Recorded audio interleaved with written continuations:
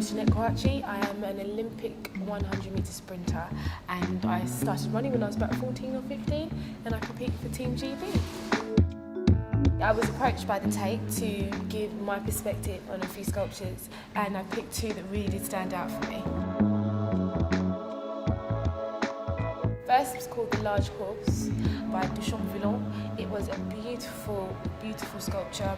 The horse, very big horse, powerful with its rider, but captured in motion, actually sculpted in bronze. I loved that piece. And the second piece was The Avenger by Ernst and Barlach. It was amazing as well. It's a very strong, again, another bronze piece. Amazing.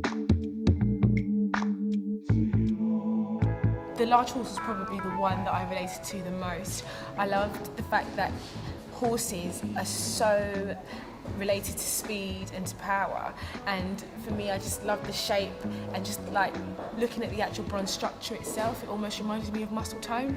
So that kind of thing again made me think of looking at a sprinter or a very fast or powerful animal. And the Avenger I just loved because it's a war piece, and you know, we go to war every day on the track and in competition and in training, so it's definitely something that I can relate to. I think strength in body, strength in person were two very, very parallel key things that were spoken about today. One of the things that I was asked by a member of the audience was visualization. Do you visualize being strong when I'm running, or do I visualize winning? And obviously I do those kind of things, and I can relate that to an artist who's visualizing his sculpture. He's going to visualize an amazing, strong piece of art, and that's kind of how I related to that. So just because you're strong, in mind doesn't always necessarily mean you're strong in body, but the pieces today can definitely fuse those things together.